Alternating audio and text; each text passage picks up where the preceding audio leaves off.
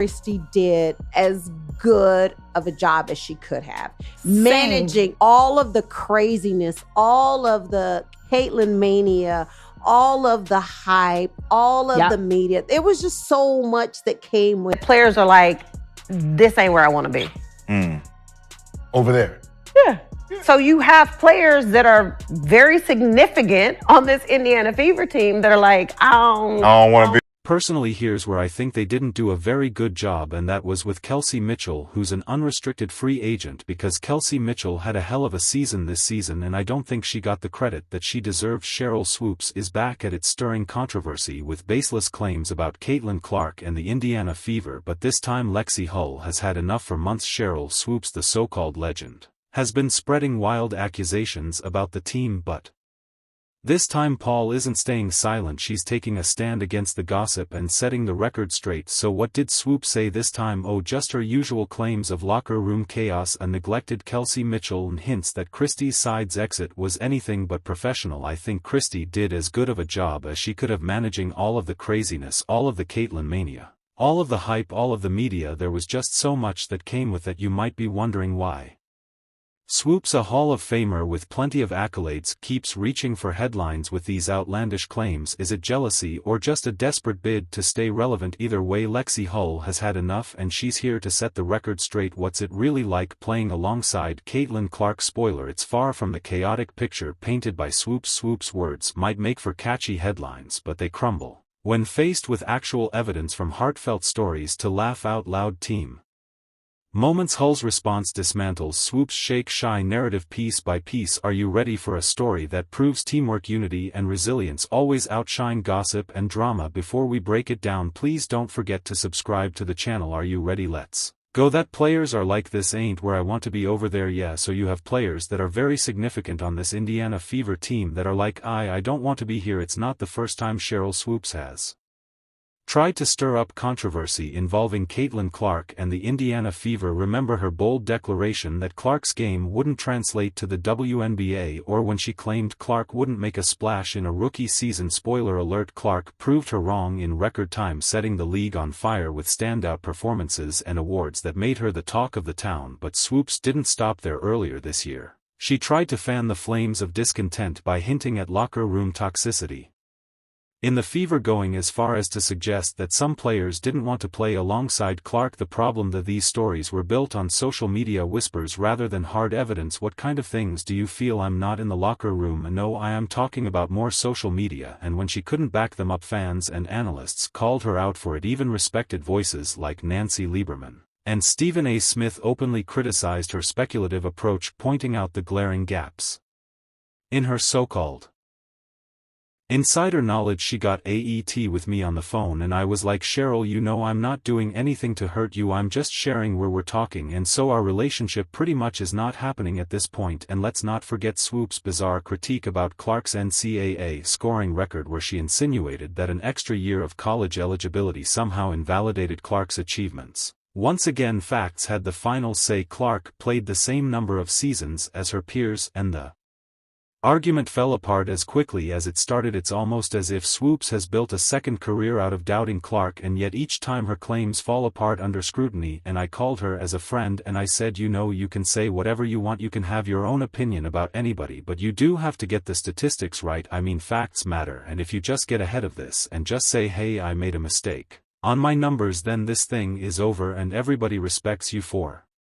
your opinion. So why does she keep pushing these narratives? Maybe it's an attempt to stay relevant in an era where the league is celebrating fresh talent, or perhaps it's just a fascination with drama. Either way, her track record for accuracy is shaky at best. Fans are noticing, and the patience for unsubstantiated stories is wearing thin. But this time Swoopes has really stepped into it, targeting not only Caitlin Clark but also Kelsey Mitchell and former coach Christy sides. And this is where Lexie Hull, tired of the noise, steps into the spotlight to push back. We'll break down Swoopes' most recent remarks about Kelsey Mitchell and see why they don't hold up under the light of reality. Spoiler, the facts tell a very, very different story. If you've made it this far and are enjoying the video, don't forget to like, subscribe and turn on all notifications. We know watching this video takes some of your time and we appreciate you. Now back to the action, because Kelsey Mitchell had a hell of a season.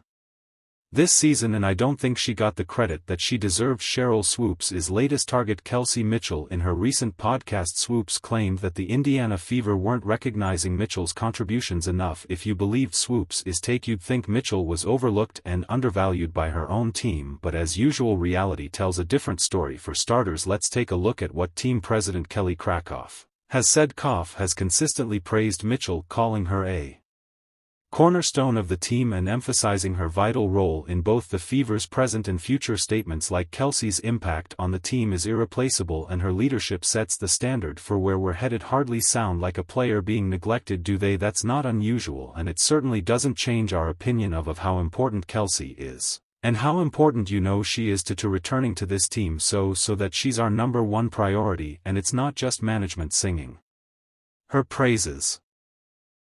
Mitchell herself has expressed deep gratitude for the organization and her teammates and how they as a team was able to block out all the noise. Not exactly the picture of discontent Swoopes tried to paint. Mitchell has openly described moments when Clark's passes set her up for critical shots, showing their mutual support and chemistry on the court, but perhaps the most compelling evidence comes directly from the court. During the Fever's standout season, Mitchell's numbers didn't just hold steady.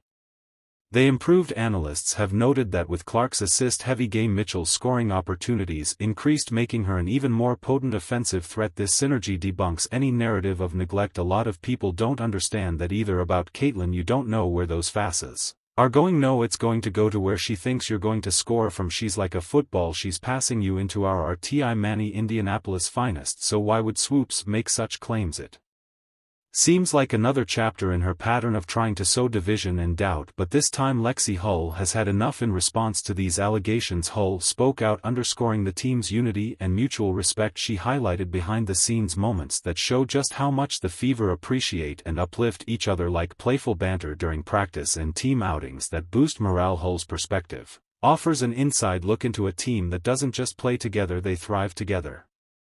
Whether it's bonding over off-court activities or supporting each other during tough games, the Fever exemplify camaraderie. This isn't just a team, they're a force built on collaboration, laughter, and undeniable team spirit. But what did Hull really say about the locker room that's putting Swoopes in her place? She'll just throw out comments that are just funny, like no one else is saying it but Caitlin. She sees the game at a bigger scale, obviously with the platform that she's created for herself, and then that's transition to the game. It's huge, and I think, like, for me especially as a point guard and as someone that's delivering a lot of the passes that lead to shots, like if I miss, she's definitely going to say, like, you got the next one. Like, I can count on her for keeping me, like, confident and positive.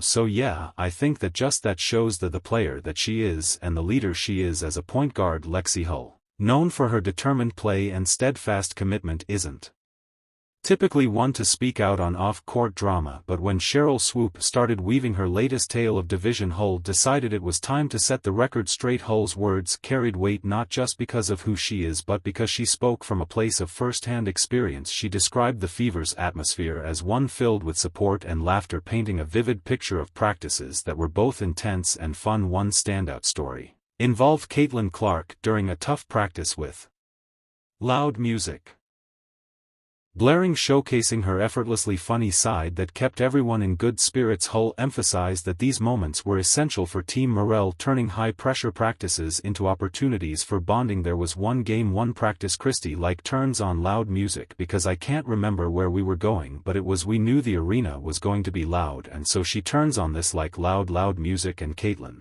screams, she's like, can someone turn it off, it's giving me a migraine. And everyone's like, what? And Christy like reacted and said, what did you say? And she like repeated it, and all of us were just, so we were all dying, because if I would have said that, if anyone on our team would have said that and then been asked, what did you say? And you repeat it like no one else is repeating it, but she did, and it was the funniest thing. We're all like rolling on the ground laughing. Paul also detailed how the team, including herself and Kelsey Mitchell, worked together to block out